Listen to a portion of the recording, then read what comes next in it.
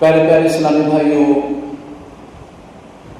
آج کی گفتگو کا عنوان ہے زوال بندہ مومن کا بے زری سے نہیں۔ امت مسلمہ کئی صدیوں سے زوال و انحطاط کی زندگی بسر کر رہی ہے۔ عرب و عجم میں امت مسلمہ کو ذبح کیا جا رہا ہے۔ کابل، قندھار، قلعہ جنگی، دشت لیلی، موصل، بغداد، کشمیر، القدس، آذربائیجان، شام، عراق، برما اور جہاں جہاں کشت و خون ہو رہا ہے امت مسلمہ کا ہو رہا ہے۔ اگر آپ جیل خانوں میں دیکھیں تو ان جیل خانوں کی سلاخوں کے پیچھے امت مسلمہ کے بیٹے مجبوری کی حالت میں سسک کر کے زندگی بسر کر رہے ہیں۔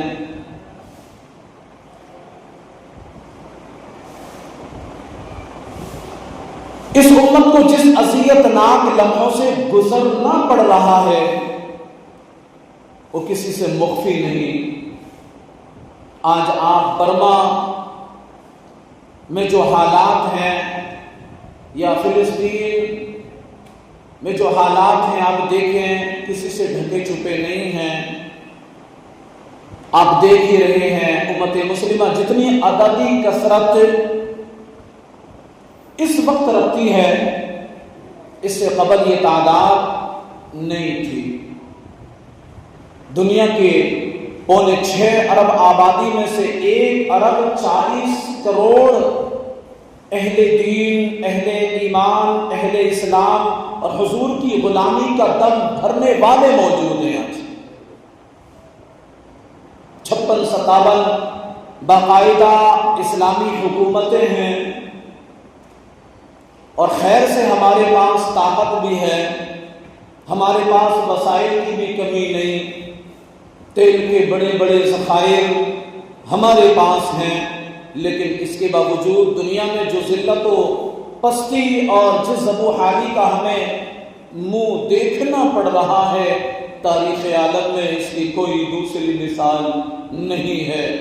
ہمارے اوپر 56-57 جو ملکوں کے حکمران ہیں وہ مغرب کے ایجنٹ بنے ہوئے ہیں۔ امت مسلمہ کا خون رس رہا ہے۔ اتنے مسائل ہیں کہ اگر ان مسائل کو چھیڑ کر بیٹھ جائیں تو ان کو گنتے گنتے وقت ختم ہو جائے، لیکن یہ مسائل ختم نہ ہوں۔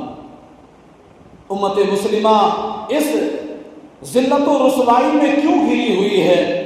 آج کے تجربہ نگار کہتے ہیں کہ ہم مادی طور پر دنیا سے بہت پیچھے رہ گئے۔ طاقت کے جو وسائل ہیں وہ ہمارے پاس نہیں، اس لیے آج ہم دنیا میں رسوا ہو رہے ہیں۔ ہم وہ ایجادات نہیں کر رہے ہیں جو دوسری قومیں کر رہی ہیں۔ ہمارے پاس معاشی وسائل وہ نہیں ہیں جو دوسری قوموں کے پاس ہیں۔ علامہ اقبال نے امت کے اس دکھ کو بہت پہلے بیان کیا۔ اقبال ایسا شخص ہے جس کو حکیم الامت کہا جاتا ہے، امت کے درد کو بھی جانتا ہے، امت کے مرض سے بھی واقف ہے، علاج سے بھی واقفیت رکھتا ہے۔ امت اس ذلت و رسوائی میں کیوں گھری اور اس رسوائی کا شکار امت مسلمہ کیوں ہوئی؟ اقبال کہتا ہے سبب کچھ اور ہے تو جس کو خود سمجھتا ہے۔ سبب کچھ اور ہے تو جس کو خود سمجھتا ہے، زوال بندہ مومن کا بے زری سے نہیں۔ اگر یہ سمجھا جائے کہ دولت کی قلت کی وجہ سے ہم رسوا ہو رہے ہیں تو یہ کوئی معقول وجہ تو نہیں ہے۔ اگر اس دور میں معیشت ایک اہم چیز ہے، جو لوگ معاشی طور پر پسماندہ ہوتے ہیں، جو لوگ معاشی طور پر کمزور ہوتے ہیں، اس معاشرے میں ان پر خاطر خواہ توجہ تو نہیں دی جاتی، لیکن امت مسلمہ کے زوال کا سبب معیشت نہیں ہے، اس لیے کہ اس کی بنیادیں مادیت سے مضبوط نہیں کی گئی، اس کی بنیادوں میں تو روحانیت رکھی گئی ہے۔ امت مسلمہ کے زوال کا سبب صرف اور صرف دین سے دوری ہے۔ اس امت کی پستی اور رسوائی کا سبب اس مرکز سے اپنے رشتے کو کمزور کر لینا ہے جس مرکز نے ان کو عزت دی، سرفرازی دی، تعظیم و توقیر فراہم کی۔ رہی بات غربت و امارت کی تو اسلام کی تاریخ میں یہ سارے دور ہم نے دیکھے، سارے دور ہم نے دیکھے۔ امت مسلمہ کے لیے یہ چیزیں ثانوی حیثیت رکھتی ہیں، یہ چیزیں ثانوی حیثیت رکھتی ہیں۔ ہمیں اس زمانے کی کہانی بھی یاد ہے جب ہمارے پاس پہننے کے لیے کپڑے بھی موجود نہیں تھے، پیبند لگے ہوئے لباس پہنتے تھے۔ وہ وقت بھی ہمیں یاد ہے جب ہمارے پاس 2 گھوڑے تھے، 6 زرہیں تھی، 8 تلواریں تھی، 70 اونٹ تھے، اور ہمارے مقابل جو دشمن تھے ان کے پاس 100 زرہ پوش نوجوان تھے، 950 کی تعداد میں ان کا لشکر تھا، ان کے پاس گانے والیاں بھی تھی، اور ادھر فاقہ کش لوگ تھے، ادھر داد و عیش کے نغمے و مزراب بھی تھے، کھانے پینے کے سامان بھی وافر مقدار میں تھے، اور ادھر فاقہ کش لوگ تھے جو جس کھجور کو چوس کر روزہ رکھتے تھے پھر اسی کھجور کو چوس کر روزہ افطار بھی کرتے تھے۔ کیا بلال کوئی امیر آدمی کا نام ہے؟ کیا سلمان فارسی کوئی امیر آدمی تھے؟ کیا ابو ذر غفاری رضی اللہ تعالیٰ عنہ کسی مالدار شخص کا نام ہے؟ کیا ابو عبیدہ بن جراح رضی اللہ تعالیٰ عنہ کوئی بہت بڑے امیروں کی صف میں گنے جانے والے آدمی تھے؟ اللہ اکبر! یہ پیبند لگے ہوئے لباس پہننے والے فاقہ کش لوگ کیا امراء کی فہرست میں آتے تھے؟ ہمیں تو اسلام کی غربت کی وہ کہانی بھی یاد ہے جب احد میں 70 شہیدوں کے لاشیں پڑے ہوئے ہیں تو حضور کی پھوپھی حضرت صفیہ رضی اللہ تعالیٰ عنہ اپنے بھائی حضرت حمزہ رضی اللہ تعالیٰ عنہ کے لیے کفنانے کے لیے 2 چادریں لے کر آتی ہیں، 2 چادریں لے کر کے آتی ہیں۔ حضور نے اپنی پھوپھی سے کہا، صفیہ سے کہا کہ اپنے بھائی حمزہ کو کفنانے کے لیے جو آپ 2 چادر لے کر آئی ہیں تو ان چادروں میں سے ایک چادر ہم حضرت مصعب بن عمیر کو دیں گے۔ حضور نے فرمایا جس قبر میں حمزہ کو دفن کیا جائے اسی قبر میں مصعب بن عمیر کو بھی دفن کیا جائے۔ فرمایا میرے چچا کے لیے اس کی بہن جو کفن کی 2 چادریں لائی ہیں اس میں سے ایک چادر ہم مصعب بن عمیر کو بھی دیں گے۔ یہ مصعب بن عمیر کون ہیں؟ کہاں رہتے ہیں؟ یہ کس شخص کا نام ہے مصعب بن عمیر؟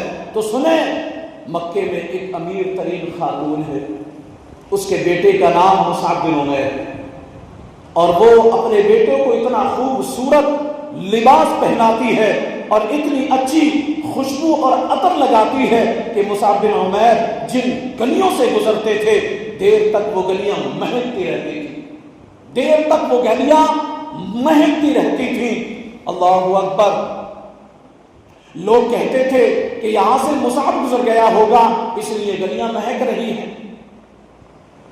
اور جب مصعب بن عمیر پر میرے آقا صلی اللہ علیہ وسلم کا نورانی جلوہ پڑتا ہے، مصعب بن عمیر کی نظر میرے آقا کے اجلے اجلے نورانی چہرے پر پڑتی ہے تو مصعب بن عمیر حضور کی زلفوں کے اسیر ہو جاتے ہیں۔ ماں کافرہ ہے، جب پتہ چلتا ہے اس کا لباس بھی چھین لیتی ہے، سہولتیں بھی چھین لیتی ہے، آسودگیاں بھی واپس لے لیتی ہے۔ پھر وہ وقت بھی آیا کہ مصعب بن عمیر حبشہ کی جانب ہجرت کر جاتے ہیں، حبشہ کی جانب ہجرت کر جاتے ہیں۔ مکے کے حالات جب کچھ خوشگوار نظر آئے تو وہ حبشہ سے واپس جب مکہ آئے تو ان کے بدن پر جو چادر تھی وہ جگہ جگہ سے پھٹی ہوئی تھی۔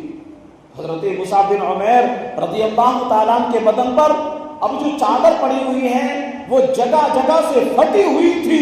میرے آقا کریم نے جب دیکھا تو آپ کی آنکھوں سے آنسو ٹپکنے لگے، کہا یہ وہی مصعب ہے جو اتنا خوشبوش نوجوان تھا؟ میں نے پورے مکے میں اس سے زیادہ خوبصورت لباس پہننے والا کوئی دوسرا شخص نہ دیکھا۔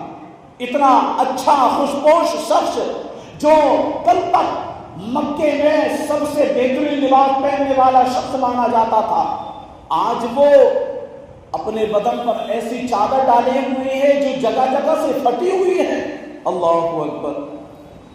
یہ دیکھ کر کے میرے آقا کی آنکھوں سے آنسو آ جاتے ہیں. اور پھر لباس پہننے والا وہ شخص میرے آقا فرماتے ہیں کہ آج میرے مصعب کے پاس پہننے کے لیے جو چادر ہے وہ بھی جگہ جگہ سے پھٹی ہوئی ہے. یہ اسلام کی غربت کی کہانی آپ کو بتا رہا ہوں, اسلام کی غربت کی کہانی سنا رہا ہوں. آج احد میں وہی مصعب بن عمیر شہید ہو جاتے ہیں تو ان کے لیے کفن بھی دستیاب نہیں. حضور نے فرمایا میرے چچا کے لیے جو چادریں آئی ہیں ان میں سے ایک کا کفن مصعب کو دے دو اور دوسری چادر سے میرے چچا کو کفنا دیا جائے, میرے چچا کو دفنا دیا جائے. اللہ اکبر. حضرت مصعب کے لیے بڑی چادر رکھ دی گئی اور حضرت امیر حمزہ رضی اللہ تعالیٰ عنہ کے لیے جو چادر تھی وہ چھوٹی تھی. اگر سر ڈھانپتے تو پاؤں بھر جاتے, اگر سر ڈھانپتے تو پاؤں ننگے ہو جاتے تھے اور اگر پاؤں ڈھانپتے تو سر ننگا ہو جاتا. حضور صلی اللہ علیہ وسلم نے فرمایا میرے چچا کا سر ڈھانپ دو, میرے چچا کا سر ڈھانپ دو اور پاؤں کے اوپر اذخر نامی گھاس ڈال دو. میں آپ کو اسلام کی غربت کی وہ کہانی سنا رہا ہوں جب میرے حضور کے چچا کے لیے کفن کا پورا کپڑا بھی دستیاب نہیں تھا. اسلام اس وقت بھی عزت پا گیا تھا, اسلام اس وقت بھی ذلیل نہیں تھا, اسلام اس وقت بھی سر بلند تھا, اسلام اس وقت بھی عزتوں کی مسرت پر بیٹھا ہوا تھا. یہ اسلام کا وہ دور ہے جب حضور مسجد نبوی سے باہر نکلتے ہیں تو آگے حضرت عمر اور حضرت ابو بکر صدیق رضی اللہ تعالیٰ کھڑے, چہرے پر عجیب اداسی ہے. کہا عمر ابو بکر اس وقت کیوں کھڑے ہیں؟ عرض کی حضور بھوک نے گھر میں ٹکنے نہیں دیا, حضور بھوک نے گھر میں ٹکنے نہیں دیا, برا حال کیا ہوا ہے. سوچا باہر نکل جائیں, حضور کے چہرے کا دیدار کر لے تاکہ کچھ آرام مل جائے, تاکہ کچھ آرام مل جائے. اللہ اکبر. تو میرے حضور نے فرمایا میرا بھی یہی حال ہے, میرا بھی یہی حال ہے. جس چیز نے تمہیں گھر سے نکالا ہے وہی چیز مجھے گھر سے نکال لائی ہے. چلتے ہوئے حضرت ابو ایوب انصاری رضی اللہ تعالیٰ عنہ کے گھر سے گزرے.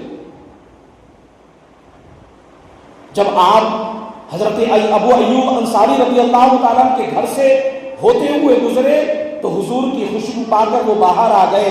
عرض کی بندہ نواز آج میرے مہمان نہیں بنیں گے, آج میرے مہمان نہیں بنیں گے. اللہ اکبر. حضور نے فرمایا تمہاری مرضی, حضور نے فرمایا تمہاری مرضی.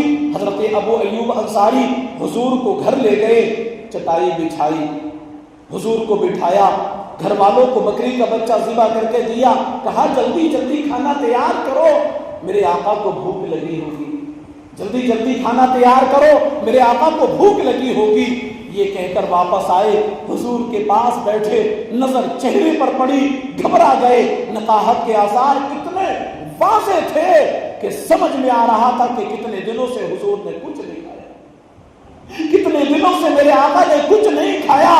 اٹھے, باغ میں گئے, کھجوروں کا خوشہ توڑا, حضور کے سامنے رکھا اور کہا بندہ نواز جب تک کھانا تیار نہیں ہوتا یہ کھجوریں تناول فرما لیں, یہ کھجوریں کھا لے. تھوڑی دیر بعد کھانا دسترخوان پر لگ گیا. حضور سے عرض کی گئی, حضور آئے, کھانا تناول فرمائے. حضور دسترخوان پر تشریف لائے, کپڑا اٹھایا, دیکھا کھانا تیار ہے. کپڑا اٹھایا تو دیکھا کھانا تیار ہے. حضور نے ایک روٹی لی اور چند بوٹیاں اٹھائیں. ایک خادم کو بلا کر کہا جاؤ ہمارے گھر دے آؤ, میری بیٹی فاطمہ کتنے دنوں سے بھوکی, کتنے دنوں سے ہمارے گھر میں چولہا نہیں جلا, کتنے دنوں سے ہمارے گھر میں فاقہ ہو رہا ہے. یہ روٹی لے کر کے کہا ہمارے گھر دے آؤ. مالک کونین ہیں, گو پاس کچھ رکھتے نہیں, دو جہاں کی نعمتیں ہیں ان کے خالی ہاتھ میں, دو جہاں کی نعمتیں ہیں ان کے خالی ہاتھ میں. آپ کو پتا ہوگا کہ جب میرے آقا کا وصال ہوا تو ان کی ایک ذرا ایک یہودی کے گھر گروی رکھی ہوئی تھی. یہ ہے اسلام کی غربت کی کہانی. اور پھر اسلام کو اللہ پاک نے امانت کے رنگ بھی دیے. आओ तुम्हें कहानी सुनाऊं हजरत अदी बिन हातिम रज़ी अल्लाह ताला अन्हु की। ये रिवायत करते हैं, सही बुखारी में है यह हदीस पाक कि हातिम ताई के बेटे हैं। कहते हैं कि मैं हुजूर की खिदमत में हाजिर था, हुजूर की खिदमत में हाजिर था। एक शख्स आया, कहने लगा हुजूर गुर्बत ने मेरा बुरा हाल किया हुआ, बड़ा परेशान हाल हूँ, बड़ी आजमाइशों में हूँ, मैं पसमानदगी का शिकार हूँ। फिर एक दूसरा शख्स आया, कहने लगा हुजूर मेरे पास दौलत तो है, माल तो है, लेकिन मुझे जिस मंजिल पर पहुंचना है उसका रास्ता पुरखतर है, उसका रास्ता बड़ा कठिन है, बड़ा पुरखतर रास्ता है। हुजूर मुझे हुक्म फरमाए कि मैं इस रास्ते को कैसे तय करूं। इन दोनों ने ये बातें की तो हजरत अदी कहते हैं हुजूर ने रूह सुखन मेरी जानिब मोड़ा, मेरी तरफ अपने चेहरे को मोड़ा और फिर कहने लगे, मुझसे मुखातब होकर कहने लगे, अदी तूने हैरा देखा है? ये हैरा इराक का एक शहर है। फरमाया अदी तूने हैरा देखा है? मैंने अर्ज की हुजूर देखा तो नहीं, लेकिन तज़किरा सुना है, हैरा का तज़किरा मैंने बारहा सुना है। अल्लाहु अकबर। तो हुजूर ने फरमाया अदी अगर अल्लाह तुझे जिंदगी की मोहलत दे तो देखना हैरा से एक खातून चलेगी और मक्के तक पहुंचेगी, अल्लाह के घर खाने काबा का तवाफ करेगी, उसको हैरा से लेकर मक्के तक अल्लाह के अलावा किसी का खौफ नहीं होगा। हैरा से लेकर मक्के तक उस खातून को किसी का खौफ नहीं होगा अल्लाह के अलावा। अल्लाहु अकबर। हजरत अदी रज़ी अल्लाह ताला कहते हैं कि मैंने दिल में कहा कि फिर बनु तय के डाकू मर गए होंगे, बनु तय के डाकू मर गए होंगे जिन्होंने अरब पर अपना रौब जमा रखा है। कहते हैं मैं अभी सोच ही रहा था कि हुजूर ने मेरी हैरत में इजाफा करते हुए कहा अदी अगर तुझे अल्लाह ने जिंदगी की मोहलत दी तो तू देखेगा कि किसरा के खजाने तेरी झोली में होंगे, किसरा के खजाने तेरी झोली में होंगे। अल्लाहु अकबर। जो उस दौर की सुपर पावर ताकत थी। मैंने कहा हुजूर किसरा बिन हिरमुस, हुजूर किसरा बिन हिरमुस। अल्लाहु अकबर। फरमाया हाँ किसरा बिन हुरमुस।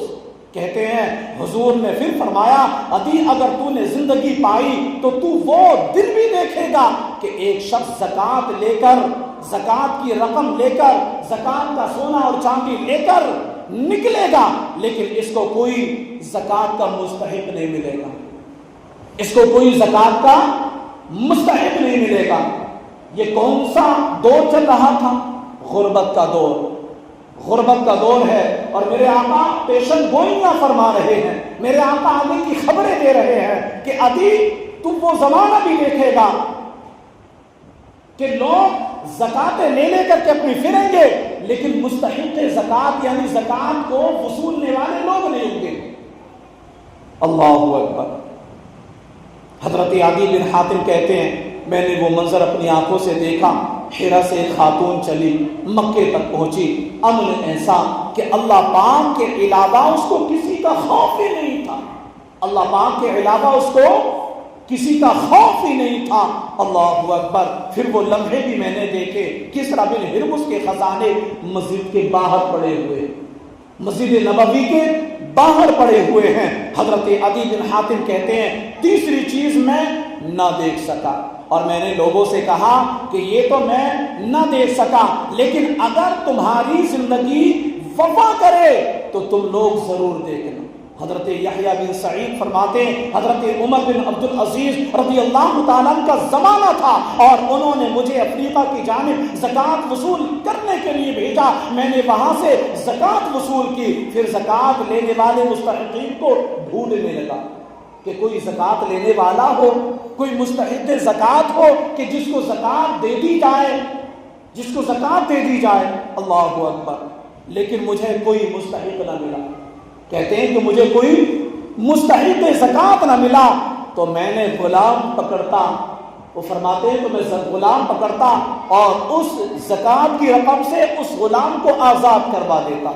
हजरत उमर बिन अब्दुल अजीज के ज़माने में इराक का एक गवर्नर था, वो हजरत उमर बिन अब्दुल अजीज को लिखता है इतनी रकम जमा हो गई है, इसका क्या करूं?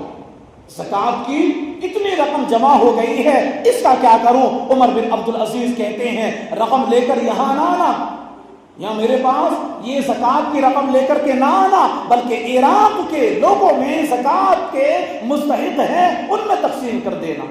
گورنر لکھتا ہے کہ جو مستحق تھے ان کو دے دی، اب کوئی مستحق نہیں رہا، اب کیا کروں؟ یہ جو زکات کی رقم بچ گئی ہے اب اس کا کیا کروں؟ عمر بن عبد العزیز کہتے ہیں جو مقروض ہیں ان کا قرضہ اتار دو۔ لکھتے ہیں میں نے قرضہ بھی اتار دیا پھر بھی بچ رہی ہے، اب کیا کروں؟ پھر بھی بچ رہی ہے، اب کیا کروں؟ اللہ اکبر۔ حضرت عمر بن عبد العزیز نے پھر لکھا جو شادی کرنا چاہتے ہیں ان کا حق مہر ادا کر دو۔ گورنر کہتا ہے میں نے وہ بھی کر دیا پھر بھی بچ رہی ہے، اب کیا کروں؟ حضرت عمر بن عبد العزیز نے لکھا جو غیر مسلم ہے، جنہوں نے ٹیکس دیا ہے، جتنا ٹیکس دیا ہے اس سے دگنے پیسے ان کو قرض دے دو اور کہو جاؤ اس سے کاروبار کرو، کھیتی باڑی کرو، اپنے کاروبار چلاؤ، اپنے بزنس چلاؤ، اور ساتھ ہی ساتھ یہ بھی کہہ دینا کہ قرض کی فکر نہ کرنا، زیادہ پریشان نہ ہونا، جب دے سکو دے دینا، جب دے سکو دے دینا۔ تو یہ دور بھی اسلام نے دیکھا، یہ دور بھی اسلام نے دیکھا کہ زکات کے مستحقین ڈھونڈنے سے بھی نہیں ملتے تھے، اور وہ گھڑیاں بھی دیکھی کہ جب اہل اسلام نے پیوند لگے ہوئے کپڑے پہنے، جب پیٹ میں ڈالنے کے لیے لقمے بھی نہیں تھے، اللہ کا دین اس وقت بھی غالب تھا، اور جب گلیوں میں ریشم بکھرا پڑا رہتا تھا کوئی اٹھانے والا نہیں تھا، اللہ کا دین اس وقت بھی غالب تھا، اللہ کا دین اس وقت بھی غالب تھا۔ دین کا ہونا یا نہ ہونا اس کا تعلق مانو دو رخ سے تو نہیں ہے، اسی لیے تو اقبال کہتا ہے سبب کچھ اور ہے تو جس کو خود سمجھتا ہے، سبب کچھ اور ہے تو جس کو خود سمجھتا ہے، سوال بندہ مومن کا بے زری سے نہیں۔ کہتے ہیں کہ میں نے وہ منظر اپنی آنکھوں سے دیکھا، ہیرا سے ایک خاتون چلی مکے تک پہنچی، امن ایسا اللہ کے علاوہ اس کو کسی کا خوف نہیں، کسی کا خوف نہیں۔ پھر وہ لمحے بھی میں نے دیکھے، کسرا بن ہرمز کے خزانے مسجد نبوی کے باہر پڑے ہوئے ہیں۔ آج نبی کی امت پوری کائنات میں رسوا ہو کر کیوں رہ گئی؟ آج ہمارا تماشا دیکھا جا رہا ہے، آج بھوکے کتوں کو ہماری بیٹیوں اور بہوؤں کو اوپر چھوڑا جا رہا ہے اور ان کا تماشا دیکھا جا رہا ہے۔ کیا ہمیں یہ دن بھی دیکھنے تھے؟ لہذا دولت کی قلت و کثرت یہ ثانوی چیزیں ہیں، دولت کی قلت ہو یہ کثرت ہو یہ ثانوی چیزیں ہیں۔ ہم نے تاریخ میں دیکھا ہے کہ ہم کبھی مالی طور پر کمزور تھے لیکن رسوا نہیں ہوئے، لیکن رسوا نہیں ہوئے، رسوائی کے اسباب کچھ اور ہیں۔ آؤ تمہیں اسلام کے عروج کی دلآویز کہانی سناؤں۔ جب حضور مکے میں جلوہ فروز ہوتے ہیں تو اللہ کا گھر 365 بتوں سے بھرا پڑا تھا، 365 بتوں سے بھرا ہوا ہے۔ دنیا میں خدا کا پہلا گھر ہے جو 365 بتوں کا جس پر قبضہ ہے۔ اس گھر میں حضور آئے، دعوت دین دی، آقا کریم صلی اللہ علیہ وسلم نے ان بتوں کے لوث و گندگی سے کعبے کو پاک کیا۔ کہانی اتنی دلاویز ہے کہ حضور نبوت کے اعلان کے 13 سال گزرنے کے بعد مکے سے ہجرت کر کے مدینہ روانہ ہوئے تو اس وقت مسلمانوں کی تعداد 100 سے متجاوز نہیں تھی، زیادہ نہیں تھی۔ اللہ اکبر۔ جن لوگوں نے ہجرت کی ہے ان کی تاریخ پڑھیں۔ 2 ہجری میں، 2 ہجری کی بات ہے، 2 ہجری میں بدر کے مقام پر حق و باطل کا پہلا ٹکراؤ ہوتا ہے، پہلا مارکا ہوتا ہے۔ مسلمانوں کی تعداد 313 تھی، مسلمانوں کی تعداد 313 تھی، اور جو گھروں میں بچے اور خواتین تھے ان کو شامل کر لیں تو 600-700 ہوں گے۔ اور 8 ہجری میں مکہ فتح مکہ ہوا تو فتح مکہ کے موقع پر مسلمانوں کے سپاہیوں کی تعداد 10,000 تھی۔ 8 ہجری میں، 8 ہجری میں مسلمان سپاہیوں کی تعداد 10,000 تھی، اور پھر 10 ہجری میں حجت الوداع ہوتا ہے۔ 10 ہجری میں حضور کے سامنے جو لوگ بیٹھے اور بیٹھ کر خطبہ سن رہے تھے ان کی تعداد 1,24,000 تھی، اور جو لوگ گھروں میں تھے ان کو بھی ملائیں تو 6 لاکھ تک پہنچتی ہے۔ حضرت سیدنا صدیق اکبر 2 سال 2 ماہ اور کچھ دن تخت خلافت پر رہے. آپ کے ادوار کے فتوحات کی اگر کاؤنٹنگ کی جائے، ایوریج نکالی جائے، تو ایک دن میں 80 مربع میل علاقہ روزانہ فتح ہوتا تھا. یہ کیسے جانباز تھے، یہ کیسے مجاہد تھے، یہ کیسے اسلام پر اپنی جانوں کو قربان کرنے والے تھے. حضرت سیدنا فاروق اعظم رضی اللہ تعالیٰ عنہ کا دور دیکھیے. آپ کے زمانے میں اسلامی حدود 23 لاکھ مربع میل تک پھیل گئی. محمد بن قاسم جب سندھ میں آیا ہے، یہ بہت بات کی کہانی نہیں ہے، یہ بہت بات کی کہانی نہیں ہے، بلکہ یہ 92 ہجری کی کہانی ہے. اور اس وقت تو صحابہ بھی موجود تھے. حضرت محمد بن قاسم جب سندھ میں آیا ہے تو اس وقت صحابہ کرام بھی موجود تھے. یہ بہت بات کی کہانی نہیں ہے. اور مسلمانوں، ادھر اندلس کے دروازے پر طارق بن زیاد دستک دے رہا ہے، جو کہ تابعی ہیں، اور یہ بھی 92 ہجری کی کہانی ہے. مسلمان ادھر سندھ تک پہنچ گئے، ادھر اندلس تک پہنچ گئے. اب چین جا کر دیکھیں، حضرت سعد بن ابی وقاص رضی اللہ تعالیٰ عنہ صحابی کی قبر وہاں موجود ہے. ماوراء النہر کا علاقہ بھی فتح ہو چکا ہے. ادھر آرمینیا پر قبضہ ہوا. اس تھوڑے سے عرصے میں عظمتوں کی کیسی کیسی داستان ان مجاہدوں نے لکھ دی، ان دین کے سپاہیوں نے لکھ دی، ان محمد عربی صلی اللہ علیہ وسلم کے غلاموں نے لکھ دی. اس لیے تو اقبال کہتا ہے، دی اذانے کبھی یورپ کے کلیساؤں میں، کبھی افریقہ کے تپتے ہوئے صحراؤں میں، دشت تو دشت دریا بھی نہ چھوڑے ہم نے، بحر ظلمات میں دوڑا دیے گھوڑے ہم نے. آج جبل طارق کو جا کر دیکھیں، جہاں وہ 500 قدسی نکلے تھے.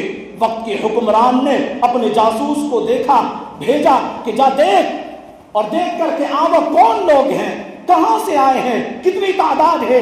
جاسوس نے دیکھا اور جا کر کہا، پتہ نہیں زمین سے نکلے ہیں یا آسمان سے اترے ہیں، پتہ نہیں یہ کہاں سے آئے ہیں. ان کی تعداد تقریباً 500 ہے. پھر ان 500 لوگوں نے یورپ کے دروازے میں داخل ہو کر حق و باطل کے اس معرکے میں وہ عظیم داستان رقم کی کہ اقبال خراج عقیدت پیش کرتے ہوئے کہتا ہے کہ یہ غازی، یہ تیرے پراسرار بندے جنہیں تو نے بخشا ہے ذوق خدائی، 2 نیم ان کی ٹھوکر سے صحرا و دریا سمٹ کر ان پہاڑ ان کی ہیبت سے رائی. 2 عالم سے کرتی ہے بیگانہ دل کو، عجیب چیز ہے لذت اشنائی، اور شہادت ہے مطلوب و مقصود مومن، نہ مال و غنیمت نہ کشور کشائی. اور کتنی دل آویز وہ کہانی تھی، اے گلستان اندلس وہ دن یاد ہے تجھ کو، تھا تیری ڈالیوں پر جب آشیاں ہمارا، چینو عرب ہمارا، ہندوستان ہمارا، مسلم ہے ہم وطن ہے سارا جہاں ہمارا، مسلم ہے ہم وطن ہے سارا جہاں ہمارا. حضرت عمر فاروق اعظم رضی اللہ تعالیٰ عنہ کے زمانے میں جب یروشلم فتح ہوا تو پیارے مسلمانوں، اس شان سے کہ پوری دنیا میں اسلام کا جھنڈا لہراتا چلا گیا، تو ان لوگوں نے اسلام کی خاطر اپنی جانوں کو قربان کیا. آج وہی اسلام کے ماننے والے، وہی مسلمان رسوا ہو رہے ہیں، وہی مسلمان رسوا ہو رہے ہیں. وجہ کیا ہے؟ وجہ صرف یہی ہے کہ ہم نے محمد عربی صلی اللہ علیہ وسلم کے بتائے ہوئے راستے کو چھوڑ دیا. ہم نے دین کا درد رکھنا چھوڑ دیا، ہم نے دین کی قدر کرنا چھوڑ دیا، ہم نے دین کو اپنانا چھوڑ دیا. آج ہمارے سروں پر ٹوپیاں نظر نہیں آتی، آج ہمارے جو ہے اسلامی لباس نظر نہیں آتے، آج ہماری پڑھائیاں غیروں والی ہیں، آج ہم نے دنیاوی پڑھائیوں پر انٹرسٹ لیا ہوا ہے، لیکن ہم نے کبھی دین کی پڑھائی سے انسیت رکھی، الفت رکھی. بہت کم لوگ ہیں ایسے جو دین سے محبت کرتے ہیں، دین کی طرف آتے ہیں اور دین کو اپنے سینے سے چپٹاتے ہیں. لیکن آج غیروں کی نقالی ہمارے اندر زیادہ موجود ہے.